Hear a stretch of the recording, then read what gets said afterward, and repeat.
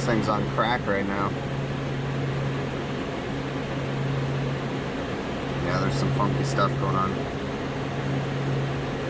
There. What the heck is going on here? This video is brought to you by Sporlan, quality, integrity, and tradition.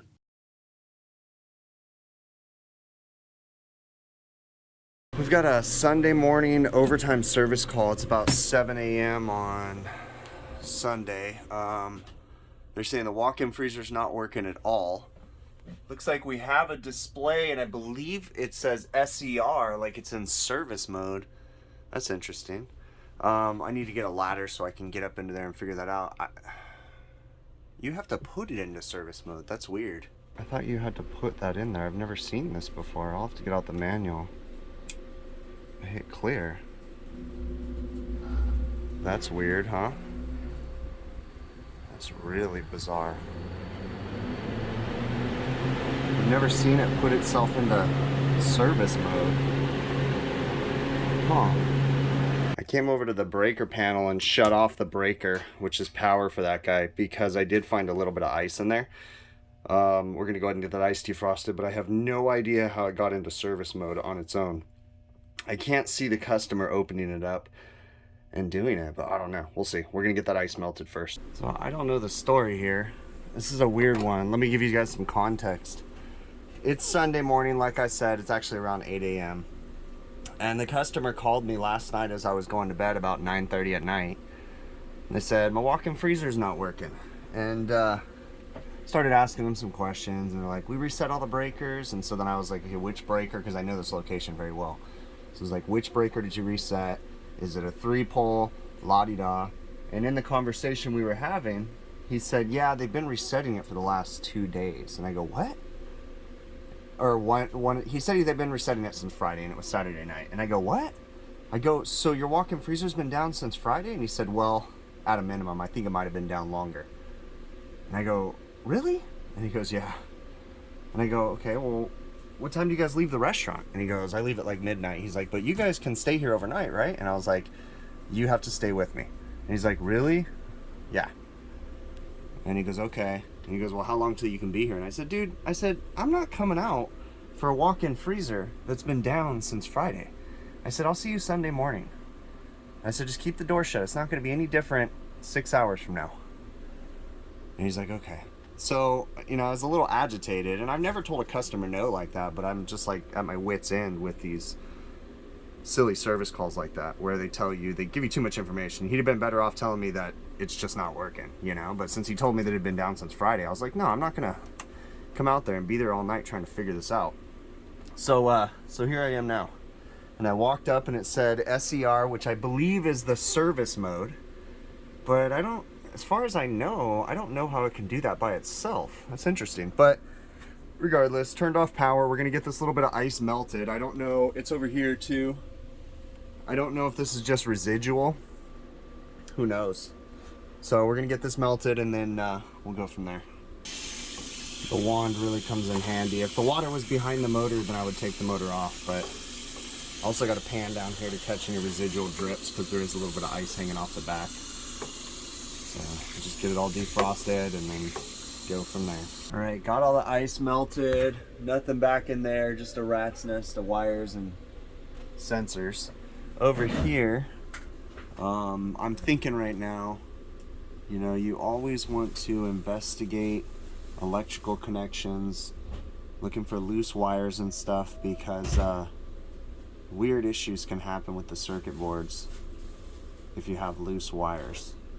Bad connection, things like that. So you always want to give a tug on these guys, make sure they're loose. I just released a video where I had a tripped breaker and the compressor terminal was loose. So you always want to check wire connections, make sure that everything's good, kind of good. Look at that. That just straight pulled out of there like that. That's not good.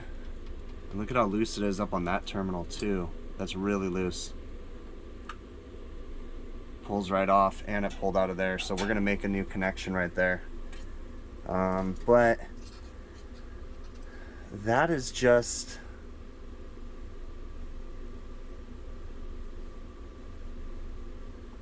one side of power to the heaters.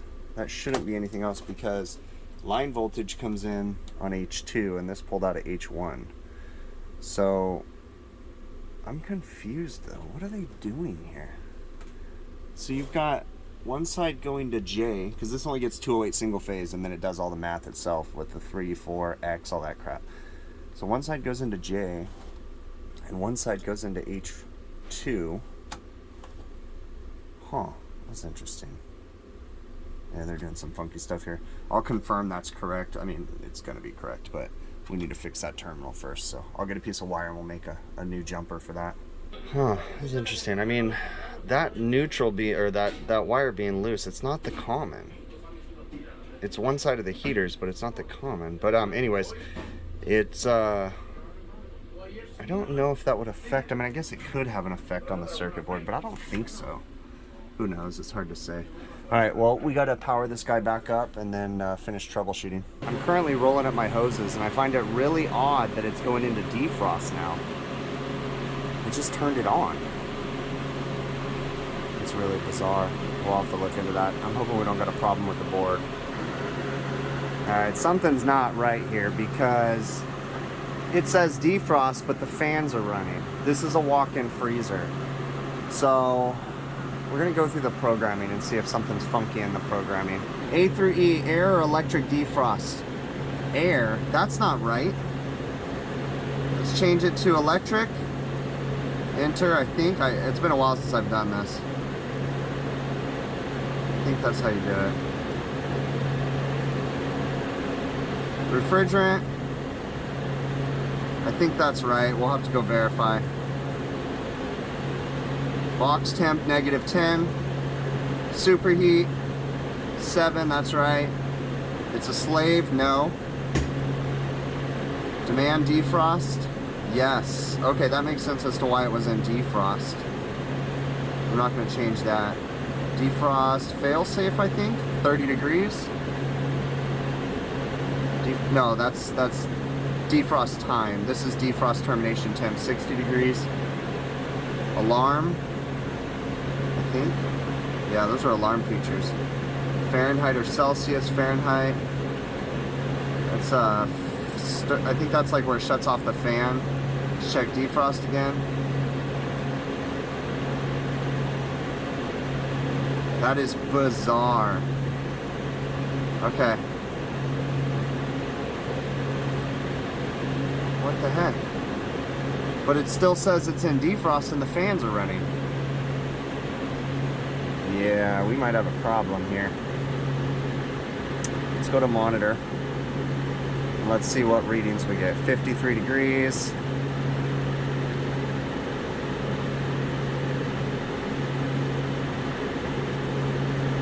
Suction saturation, suction pressure, outdoor temp, defrost termination, AC voltage, 25 volts, set point. Yeah, this is weird. All right, I took it out of defrost. The EEV just opened up. I'm gonna try to force it back into defrost again. I think if you go 2 times, I think. Wait, I didn't do anything. Why is it pumping down? I didn't push anything, and it pumped down.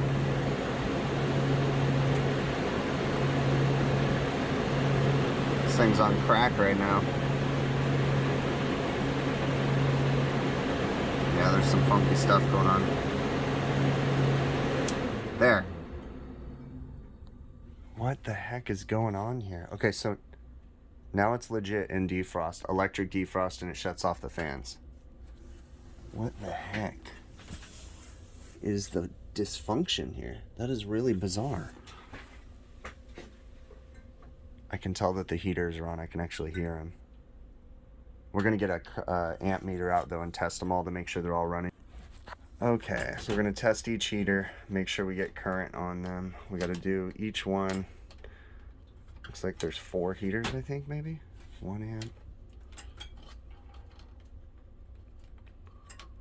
maybe 3 heaters. It's kind of hard to do one-handed. That's kind of low, but it's right at 1 amp.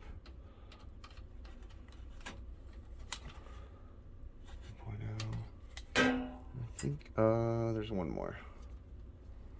One more to test. This one right here.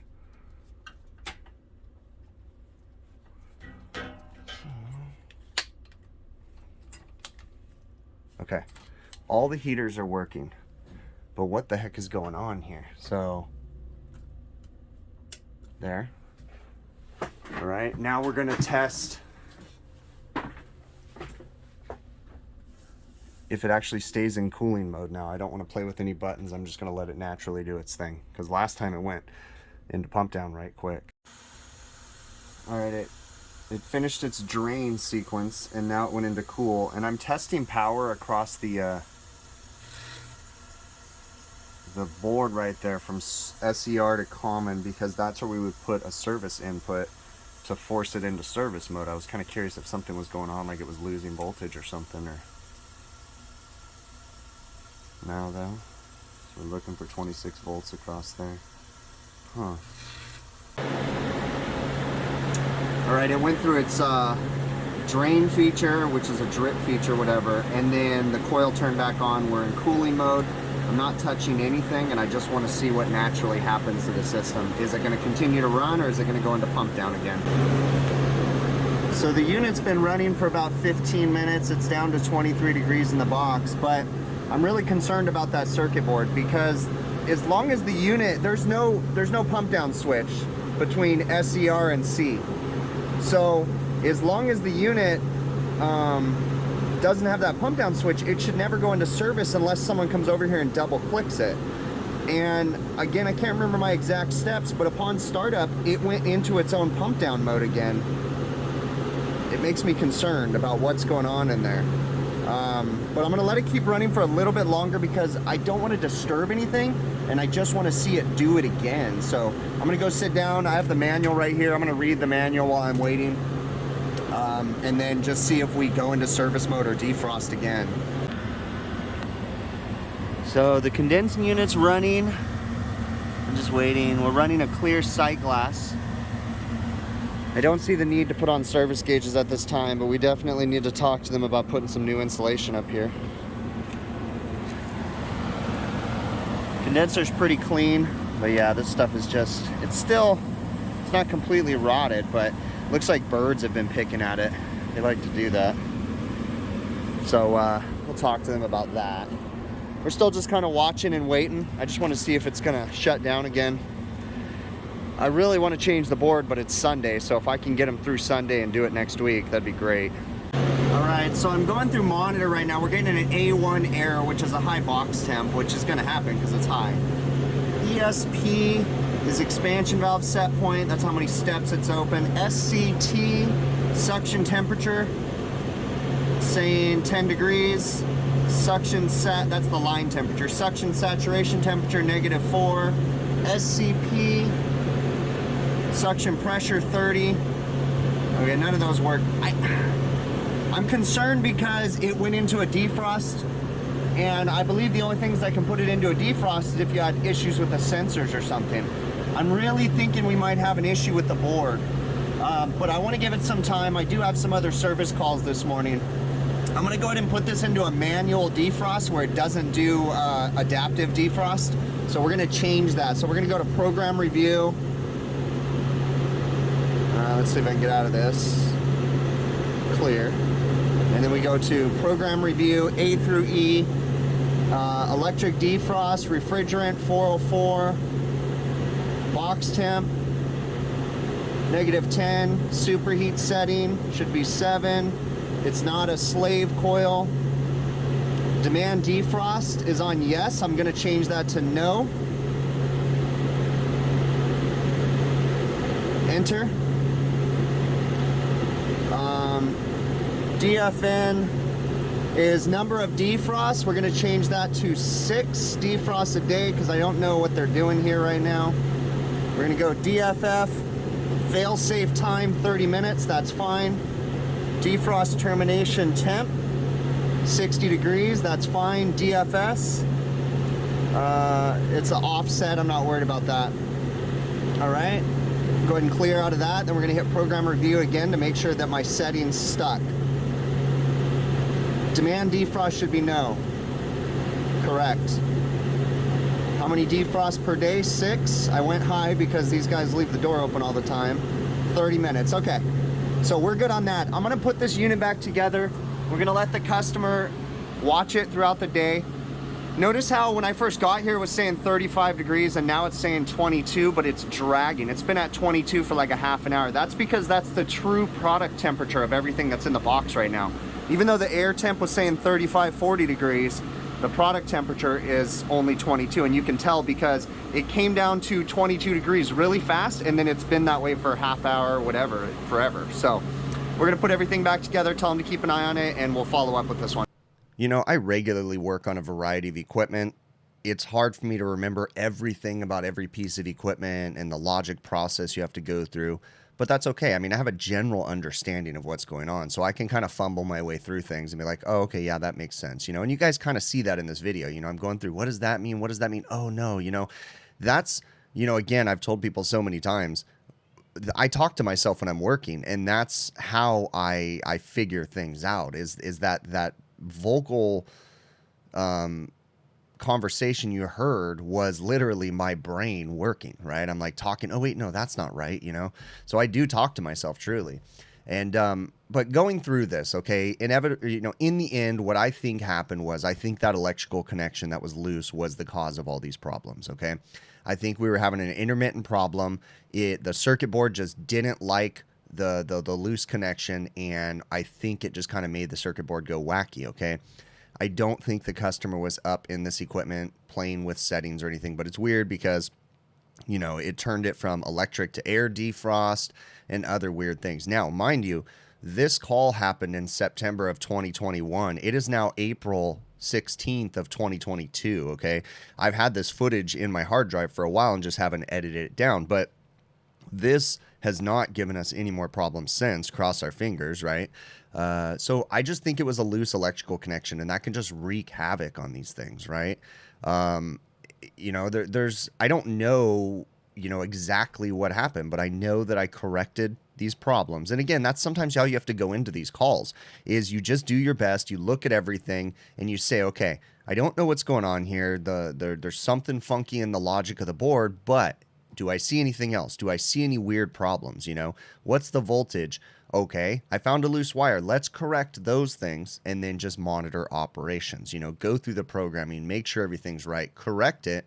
And then, you know, it's been several months and we haven't had a problem again since. Okay, now I did also address something. I'm not, you know, really big on telling customers no. But with this particular customer, when they called me and they were like, yeah, we need you out here late at night. I'm like, wait, you said this has been down since yesterday? Well, yeah, I'm not going to come out there in the middle of the night and go through this equipment and play with it for something that you guys said has been down since the day before. Like, it's not going to, you know, 6 hours, because they called me late at night. I was like, 6 hours, I'll come tomorrow morning. It's not going to make a difference. Hence, you guys saw that when I got there, once I got the equipment running, you know, within 20 minutes, the product, you know, the box temp was down to like 20 degrees. Well, that just means that their product temperature was at 20 degrees the entire time. Okay. So yes, I appreciate that the customer wanted me out there in an emergency situation. And yes, they are the boss, but at the same time, no, I'm not gonna, you know, come out there in the middle of the night to go play with your equipment that has been down for a very long time because you guys, you know, didn't place the service calls that you needed to place as soon as possible. And they were fine and everything has been good since. But that's just how I go about things, okay? You know, if they'd have told me that the box is at 80 degrees, yeah, of course, you know, we're going to come out there. But even there's still an argument to be made too. You know, if they called me and said the box is at 80 degrees and it's been like that for 2 days, well, yeah, I'm probably not going to make that a priority in the middle of the night, you know? Call me when it goes down, you know, that shows. On the flip side, these restaurants are really struggling. You know, I appreciate the fact that they don't have very good staff. You know, a lot of them are struggling to find good kitchen staff and management and different things like that. So, you know, it's a fine line that we walk there, but at the same time, my health and my sanity is the most important thing, and I can't bend over backwards for, you know, a service call that had been down since the day before. You know, it's just like, yeah, it can wait until the morning, you know?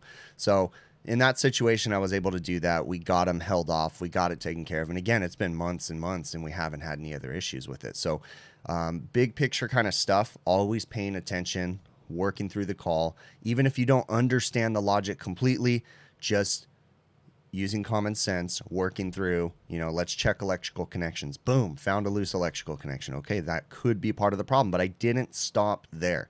I kept going through the troubleshooting process, found other issues, and just waited and just watched it come down to temperature. So sometimes you just got to sit back and wait and just, see if you have any other issues with it. All right.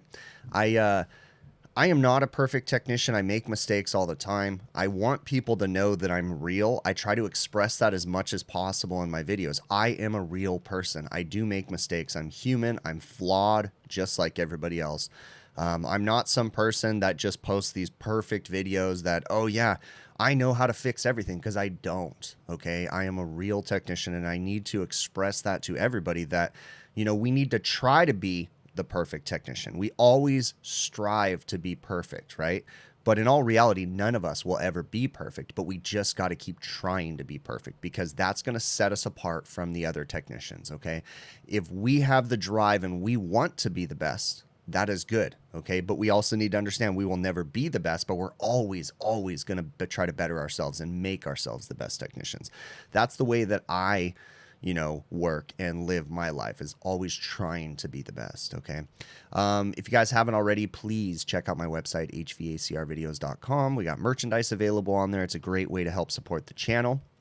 Other different methods to help support the channel in the show notes of this video: Patreon, PayPal, YouTube channel memberships, all that good stuff down in the show notes. Great way to support the channel. The easiest way, though, super easy, is simply just watch the videos from beginning to end without skipping through anything. That's the simplest way to help support the channel, okay? If you're interested in purchasing any tools, you can check out truetech.tools.com. Use my offer code BIGPICTURE, one word. You'll get an 8% discount on checkout. They got great selection on their website. Shoot me an email if you know what you're going to purchase. I can generate an affiliate link, which helps me to get a little bit of an extra commission. Doesn't cost you anything else. You can still use the offer code. Just helps to support the channel. So thank you so very much, and we will catch you on the next one, okay?